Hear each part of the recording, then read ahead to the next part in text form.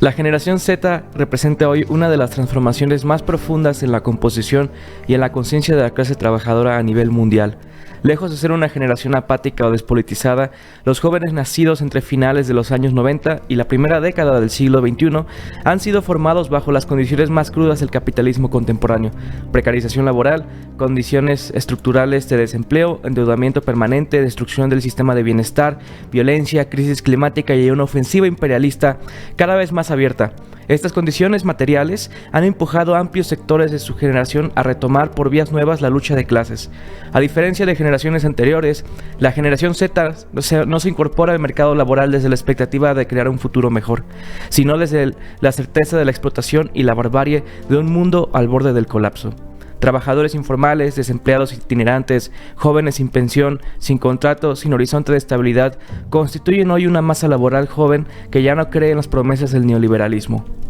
Esta experiencia compartida ha acelerado su maduración política y ha generado conclusiones avanzadas que se expresan en estallidos sociales, huelgas, protestas climáticas, movilizaciones feministas y luchas contra el autoritarismo y el racismo, tanto en el sur global como en el corazón del imperialismo. Este proceso es clave para entender el surgimiento de una nueva izquierda internacional. Fenómenos como la victoria de Zoran Mandami en Nueva York, el crecimiento acelerado de Your Party en Inglaterra, la victoria electoral de la Francia insumisa en Francia y el progresismo latinoamericano no pueden separarse del papel de esta juventud trabajadora precarizada, que empuja a estas fuerzas a romper con el centrismo liberal y a confrontar abiertamente la crisis del capitalismo. La generación Z introduce nuevos métodos de organización, redes digitales, liderazgos descentralizados, acción directa híbrida y un internacionalismo práctico que conecta la lucha contra el imperialismo, el cambio climático y la opresión social como una sola batalla global. Sin embargo, los retos son enormes. Esta nueva izquierda enfrenta la tarea histórica de responder a la crisis económica, frenar la ofensiva imperialista, enfrentar el colapso ambiental y revertir la precarización extrema de la vida. Para lograrlo, no basta con discursos progresistas, es necesario integrar orgánicamente a esta nueva generación de trabajadores, comprender sus lenguajes y sus formas de lucha. La generación Z y la nueva izquierda no es el futuro abstracto de la clase trabajadora, es su presente más dinámico y combativo. De su convergencia con el proletariado organizado dependerá la posibilidad real de abrir un nuevo ciclo de transformación social a escala internacional. Les damos la bienvenida a este tercer episodio del podcast, donde discutiremos el futuro de la izquierda y de nuestra generación. ¿Cómo te encuentras hoy, Axel? ¿Qué te parece la situación mundial? Güey, es que ¿qué es la izquierda? Así me encuentro yo preguntándome, sí, con esta, más que crisis existencial, una duda genuina de dónde estamos parados. Sí. Yo creo que eso define mi sentir totalmente. Justo estaba revisando las notas de la mañana y pensaba en... Bueno, primero que nada, salen las notas, suspende México petróleo a Cuba. Uh-huh. Y creo que eso nos lleva a conectar a que en la vieja política tradicional y en mucha de la retórica de izquierda en México, Cuba se ve como uno de los grandes símbolos de la izquierda latinoamericana, de un símbolo de resistencia contra el imperialismo, de crítica. Pero me pregunto yo si genuinamente y hasta qué punto Cuba sigue representando eso y qué curioso que es justo en este momento, en este periodo de Morena, donde ante una amenaza de poder mayor, como lo que representa el gobierno de Trump en este momento, puede suspenderse una de las relaciones más viejas que ha tenido los gobiernos de México, hayan sido reconocidos dentro del progresismo, dentro de las líneas más neoliberales, pero que siempre mantuvieron su relación con Cuba, pero ante un manotazo de fuerza, ante una amenaza, pues el gobierno de México decide pues retroceder un poco de esa relación. ¿Eso define la izquierda hoy en día? Me pregunto yo. Es que es lo que está haciendo la izquierda, ¿no? Porque igual a mí me parece confuso las acciones del gobierno federal. Y no solo del gobierno federal, sino del progresismo latinoamericano frente a la ofensiva imperialista de Trump en Venezuela. O, por ejemplo, qué está haciendo la izquierda europea frente al rearme militar de la Unión Europea. El problema sustancial es que esta nueva izquierda que se presenta como nuevas organizaciones políticas o partidos o movimientos sociales que ofrecen para la clase trabajadora joven, no en este caso la generación Z, porque mira, es muy interesante que desde el 2018, con la victoria de Andrés Manuel y con la victoria de Morena, que tuvimos el primer gobierno de izquierda, podríamos criticar qué tanto o qué tanto no es izquierda Morena, pero creo que es una discusión que se reduce a algo muy superficial. Pero la victoria electoral de esa izquierda fue gracias a una juventud que vivió las consecuencias del neoliberalismo. Y ahora me parece que esa base social que apoyó electoralmente a Morena en ese periodo, ahora se ve confundida frente a las acciones del gobierno federal, ¿no? No sé si es por la capacidad política que tengan para manejar la crisis o por la propia voluntad de la izquierda para afrontar la crisis, ¿no? Esa es la pregunta sustancial de lo que está ocurriendo y de lo que puede ocurrir en los próximos meses, ¿no? Y siempre me pregunto esto, ¿qué es la izquierda hoy? ¿Y cómo se define el programa de la izquierda? ¿Y qué ofrece esa izquierda para la juventud? Justo,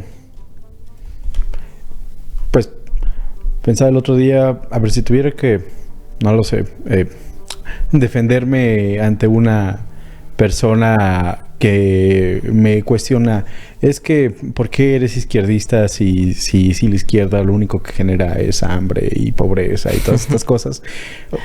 O sea, sí me hace pensarme, a ver, ¿desde qué punto debería de responderle, no, la izquierda no genera eso, es el capitalismo, ¿no?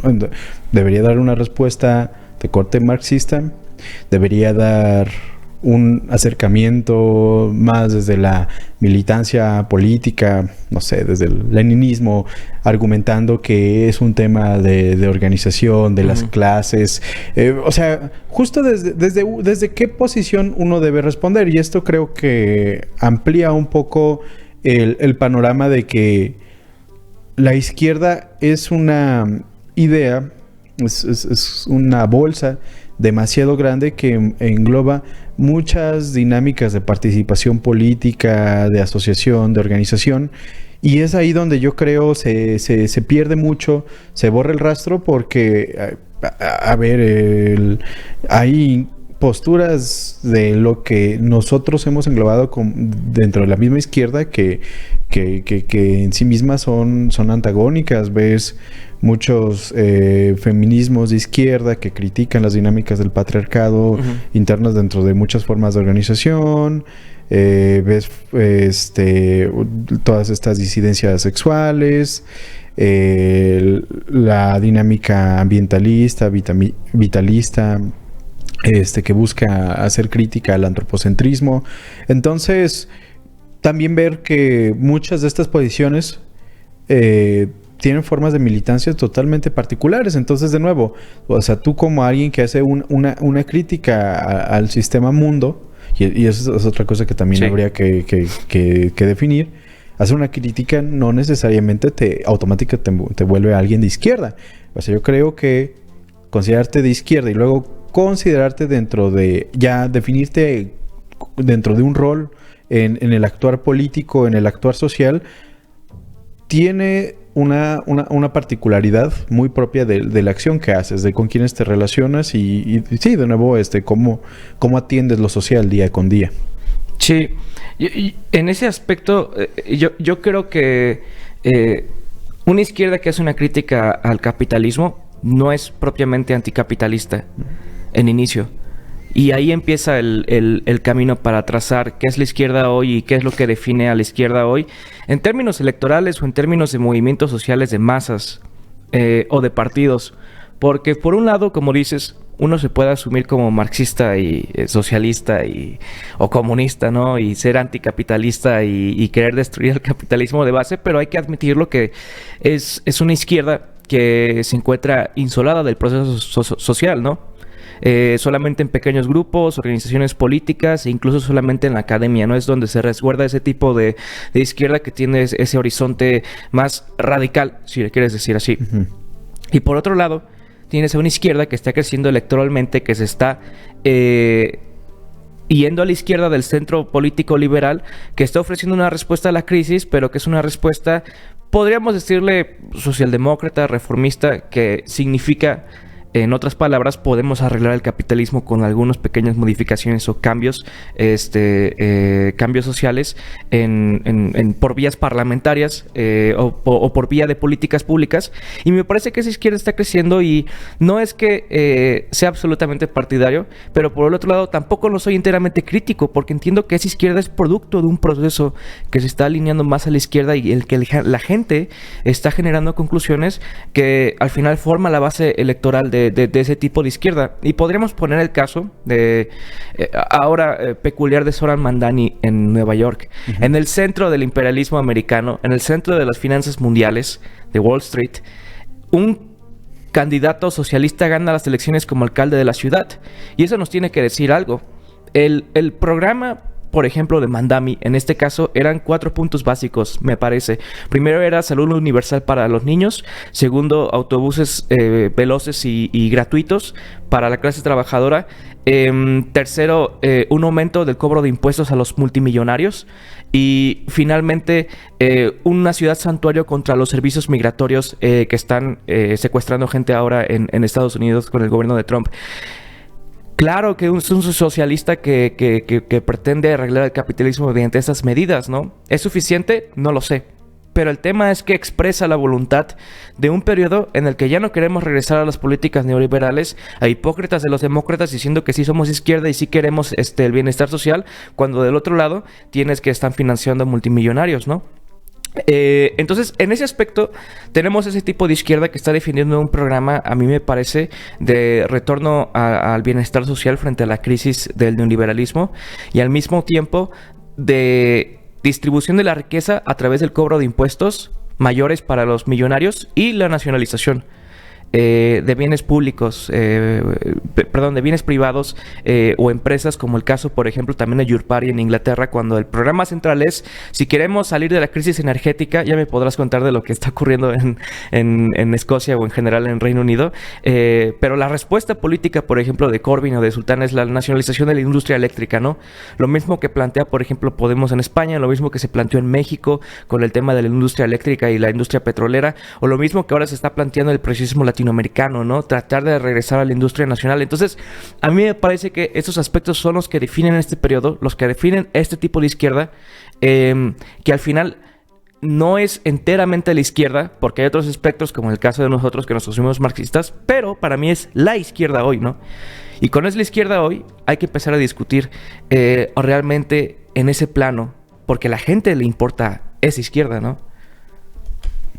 Justo estaba revisando también, dándole pues esta vuelta a lo que está sucediendo en Minneapolis, y cómo una de las organizaciones que ha tenido pues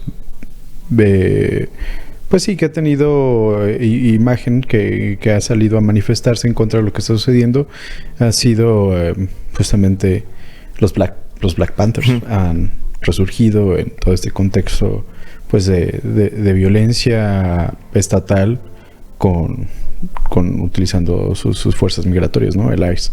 El tema es de que justo yo creo que aquí tú ves una facción de los Black Panthers, o definitivamente otra generación de Black Panthers. Sí. Porque por ejemplo, este grupo que se hace llamar Black Panthers y que quieren formar un Black Panther Party, ellos estaban teniendo conflicto, o uno de los voceros del movimiento Black Panther original decían que estaban en contra de que el Black Panther Party se registrara bajo ese nombre, sí, ya que los valores del Black Panther no, desde su punto de vista, no surgieron como una dinámica para proteger la inmigración. Ellos, sus valores, el grupo que ellos buscan proteger y reivindicar no son los migrantes, es la población negra, es la población afroamericana y los descendientes afros, ¿no? Ahora tú ves que esos son voceros, pues ya de quienes de formaron la comunidad latina, ¿no? No. Yo hablo de que los Black Panthers, o sea, los originales ya, pues, las personas mayores, ellos, y originales del movimiento, no estaban a favor de que se hiciera un partido, o sea, de que surgiera algo que se denomina el Black Panther Party y que ellos protegieran migrantes. Desde su punto de vista, esa no es la lucha de los Black Panthers. Decían, esa no es nuestra lucha, nosotros no tenemos que por qué involucrarnos con migrantes. Pero entonces salen estas voces, estas nuevas voces de los Black Panthers y dicen, no, claro que es nuestra lucha. Y jóvenes, ¿no? Sí, pero es que, creo que es la característica. Son jóvenes, pero son personas que están siendo atendidas y se están ocupando de lo que está sucediendo en su generación, de lo que está sucediendo en su contexto político actual. Lo que sucedió con los Black Panthers en los 70. Ellos se ocupaban de la discriminación que sufrían las poblaciones afroamericanas y todas estas leyes de segregación. Por eso surgen y a eso responden ellos. Yo creo que aquí planteas un tema muy interesante que está ocurriendo con los movimientos sociales hoy y con la izquierda, y que es la idea de interseccionalidad. El tema de luchas unidas, pese a las distintas identidades que existen, o luchas, o como diríamos regularmente la izquierda, trincheras. Y en este caso, te voy a contar una experiencia que me pasó muy interesante cuando estaba realizando mi investigación de campo en Irlanda, con sindicatos. Y yo me encontré que la mayoría de personas que tenían ideas izquierda y que se querían organizar sindicalmente y que eran combativas en la calle y que salieran a protestar, eran los sectores más precarizados de la sociedad irlandesa, ¿no? Que en este caso son los trabajadores de hostelería, trabajadores de bares, trabajadores de servicios, etcétera. Y particularmente son trabajadores de 18 a 25 años. Y ahí descubrí que la gente que sale a marchar o que milita o que participa en movimientos sociales de estos sectores son gente profundamente interseccional. Un día va a una marcha feminista el 8 de marzo y a la siguiente participa en las marchas en solidaridad con Palestina. Y al día siguiente participa en marchas en solidaridad con Venezuela. Y al día siguiente vota por partidos de izquierda, ¿no? Entonces me doy cuenta que ahora lo que está ocurriendo, y que me parece que es distinto al periodo neoliberal, es que si bien en el periodo neoliberal existían las luchas que podemos llamar identitarias, aunque no me gusta el término, pero identitarias, que en este caso solamente es, si tú eres mujer, solamente puedes luchar por la lucha feminista, o si tú eres migrante, solo puedes luchar por los migrantes, o si tú eres negro, solamente puedes militar en los Black Panthers. Ahora te das cuenta que se están rompiendo esas paredes.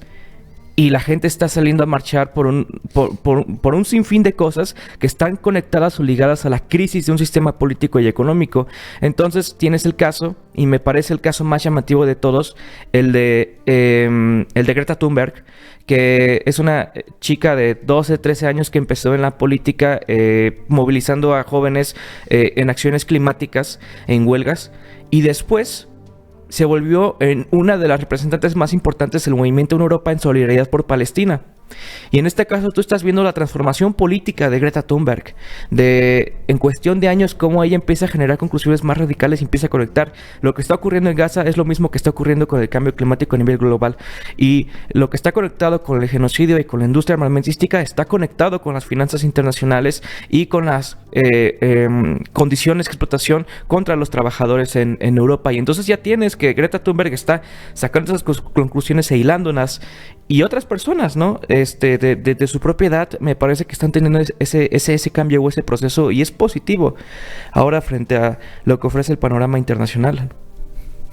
Sí, es curioso justo cómo funciona el concepto de interseccionalidad, ¿no?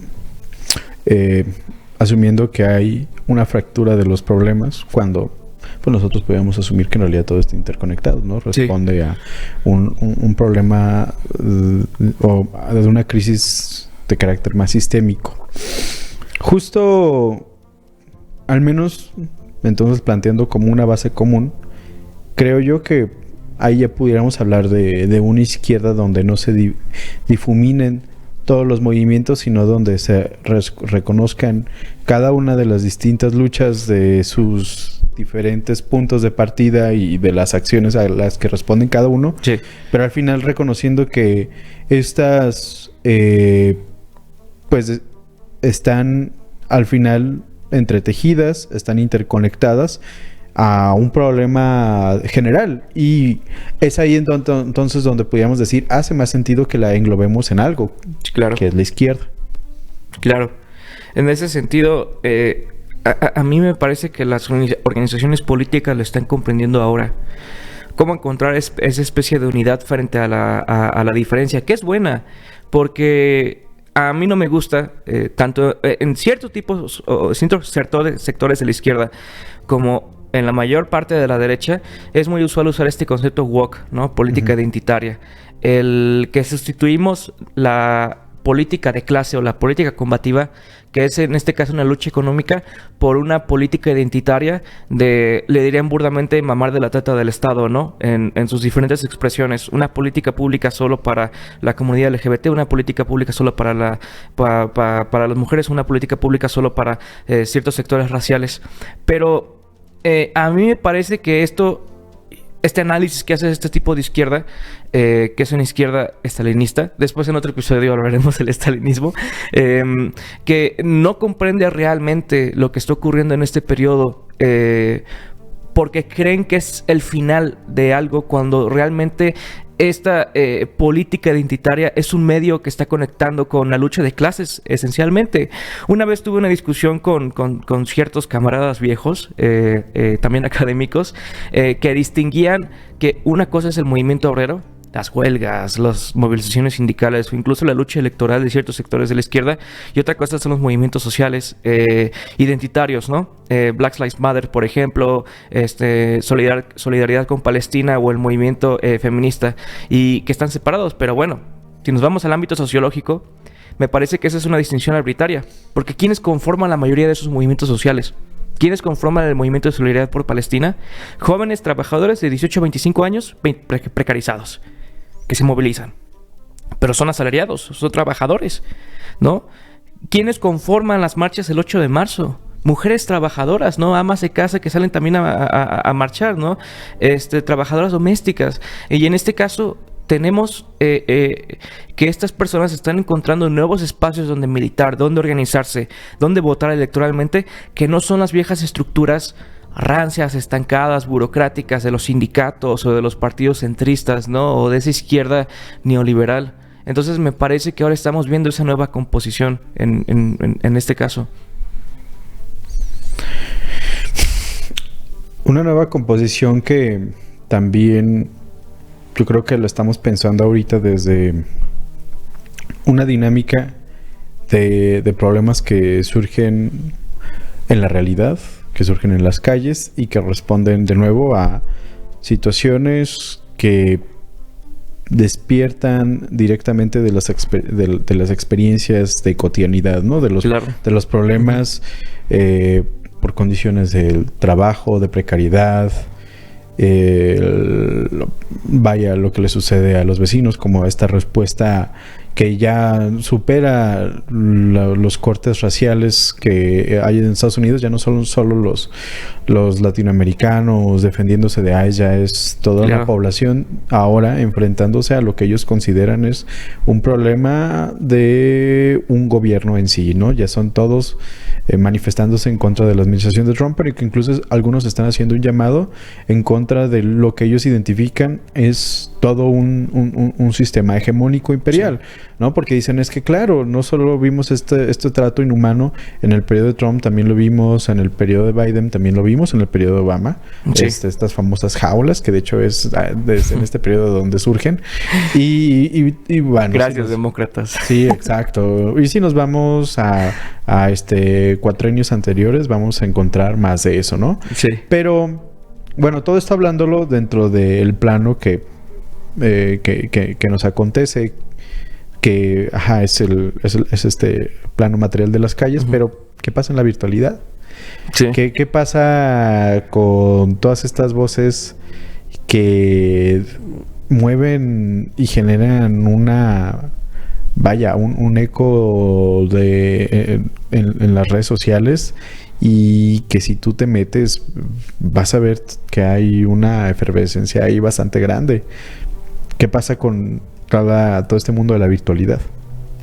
Bueno, hay dos fenómenos que me parecen particulares de la generación Z y están conectados con la izquierda, tanto como la derecha, en la virtualidad. Por un lado, tienes estas movilizaciones sociales el año pasado donde la gente se organizó en redes sociales, en canales como Discord, que es un canal que se usa para videojuegos, pero la gente creó ahí Discord. Sí, grande. Creó grupos en donde de jugar Fortnite en días pasaron a organizar discusiones políticas para salir a las calles a marchar. Y bueno, tienes el caso de las protestas en el sudeste asiático, ¿no? Sí, claro. Lideradas por una generación de 18 a 25 años. Que no está alineada a ningún partido político y descentralizada de liderazgos, pero que tenía idea de derrocar al gobierno y buscar un verdadero cambio de izquierda, ¿no? O sea, el programa planteaba eso. Y después tienes otro sector que es peculiar, ¿no? Y que conocemos, son muy famosos en las redes sociales, que son los llamados incels, ¿no? Estos burdamente se les conoce como celibatos involuntarios, ¿no? Sí, célibes involuntarios. Que son cantidad de personas que, en su mayoría hombres, que tienen ideas machistas pero explícitas, ¿no? Bueno, tú sabes más de ese fenómeno, no sé si lo puedes explicar un poco a detalle. Bueno, es que me tocó justamente... Pues fue una pequeña reflexión que hicimos un día a raíz de pues unos estudios de campo que realicé en algunas secundarias y preparatorias. No puedo ahondar el nombre mucho en los lugares porque pues es una tesis en progreso y pues por un tema de confidencialidad. Pero algo que a mí me llamó mucho la atención y sí me preocupó un poco es justamente que estoy viendo a toda una generación de chavitos, de chavitas, que a raíz de la situación de violencia grave que está sufriendo el país, o sea, y eso te lo estoy dando en un estado como Puebla, que algunos lo consideran relativamente seguro, ¿no? En su percepción. En la realidad hay zonas del estado donde ya son totalmente inseguras. Y esto justo lo veía en estos centros educativos porque su dinámica de cotidianidad ya se había reducido a 2 espacios de convivencia. La escuela y la casa. Entonces su ruta simplemente saltaba entre escuela-casa, casa-escuela. ¿Qué es lo que pues esto te genera, ¿no? En tu experiencia, yo considero que te limita demasiado el crear un frente real contra la virtualidad. Sí. Porque al final las personas necesitan convivir, somos seres sociales. Para eso, y cuando una persona está enclaustrada en su casa, pues busca formas de convivencia y ahora con las redes sociales, con el internet se ha vuelto un aparato accesible, vaya, incluso de necesidad. La oportunidad de que un niño o una niña, de que las infancias ingresen a internet es mucho más sencillo, ¿no? Tal vez no todas las personas tengan un ordenador en su casa, pero sí tienen un smartphone. Entonces, ya y me acuerdo de esas estadísticas desde el 2016. Justo el INAGI había hecho un reportaje sobre el acceso al internet. O sea, y esto es del 2016 y todavía me acuerdo mucho de esa estadística porque si bien solo el 40% de las familias mexicanas contaba con una computadora en su casa, el 90% contaba con acceso a internet a través de celulares.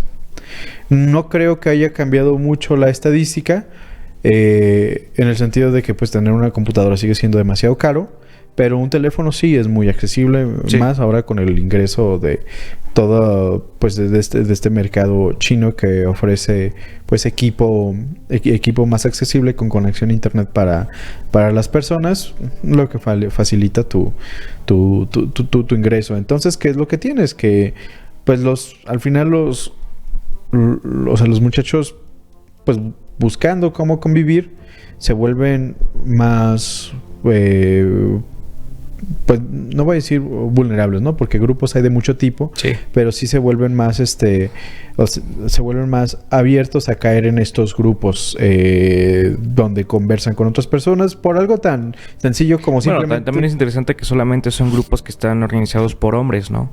Sí, claro, principalmente. Pero que, o sea, se pueden organizar por algo simplemente tan sencillo como pues para un videojuego, ¿no? Entonces me meto aquí a la página de Facebook de hacks de Fortnite, algo así. Okay. Y estos grupos es aquí donde entonces se vuelven espacios de discusión. Porque lo que era únicamente un espacio de videojuegos, alguien mete un mensaje como de, oigan, estoy triste porque no tengo novia. Ajá. Yo también estoy triste porque no tengo novia. Y entonces se vuelve eso, una cámara de eco al mismo mensaje. Y entonces alguien va a empezar a reproducir el mensaje de, oye, ¿y por qué no tienes novia? No, pues es que porque estoy muy feo. A ver, manda tu foto. Y eso es algo que sucede mucho, principalmente en los blogs estadounidenses, que, o sea, lo incel surge principalmente como una crítica hacia sí mismos, como un odio hacia el aspecto físico de la persona y incluso buscando como que algún tipo de compasión, de validación de los otros, suben sus fotos, como que a ver, del 1 al 10, denme un rating de cómo me veo. Y entre ellos son bien culeros, porque dicen, no, carnal, tienes un 3, no, sabes que la neta sí estás culero, entiendo por qué no tienes novia, o sea. Dios.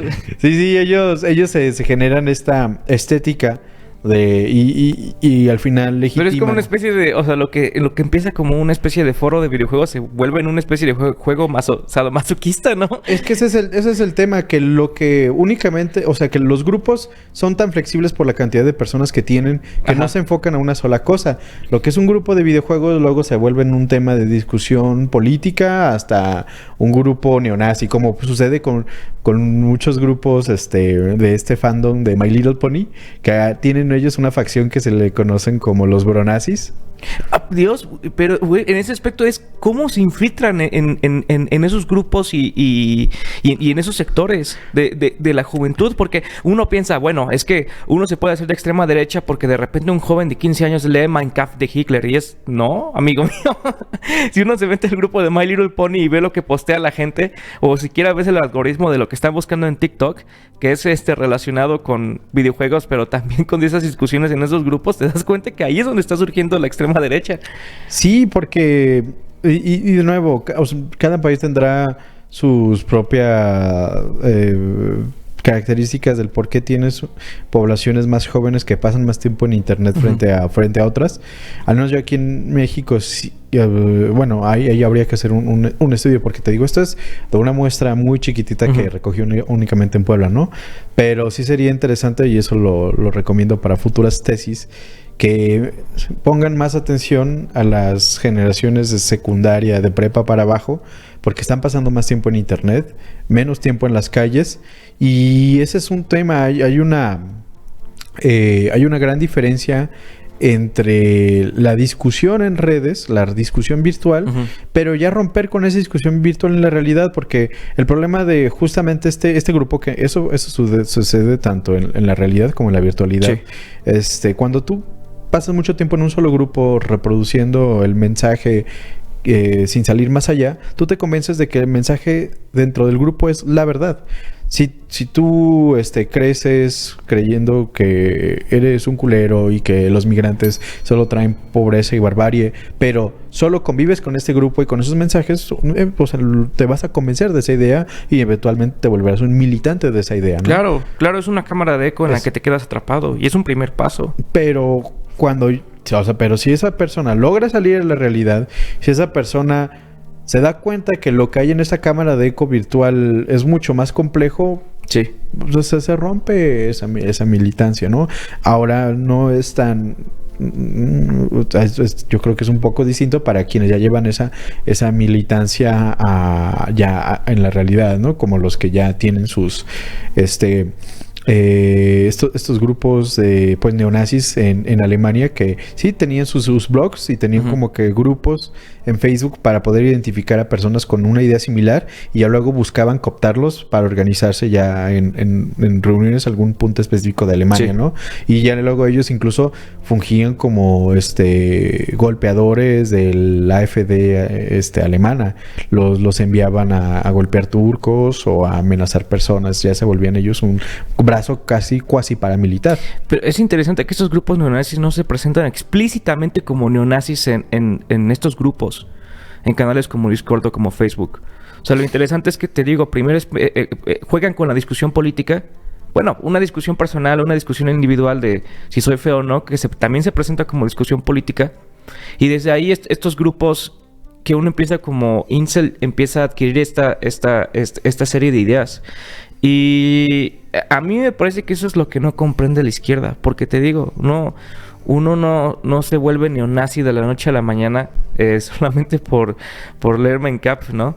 Sino que son esta serie de situaciones, esta serie de comentarios en redes sociales, esta serie de discusiones en estos pequeños blogs como Discord o como Reddit, donde van radicalizando a la gente. Entonces, claro que en este episodio no vamos a poder discutir la respuesta política frente a eso.